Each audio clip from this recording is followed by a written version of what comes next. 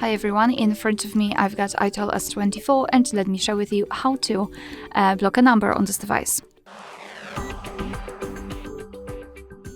So let's start with opening the dialer, tap on the contact list and find the contact you'd like to block and tap on it. Then tap on the three dots icon in the right upper corner and tap on block contact. As you can see, we've got this characteristic icon, which means that the number has been blocked. Of course, you can unblock it the same way, but let me leave it like this. We will check whether it will appear on the blacklist. So now to open the blacklist, you have to simply tap on the settings icon in the contacts and tap on blocked. Now let's enter blacklist, and that's the number we blocked from our contacts. So as you can see, that option also works. We can also tap on this plus icon and easily enter manually the number. Tap on add and it will also immediately appear on the blacklist, which means that you will not receive any incoming calls or text messages from this specific number.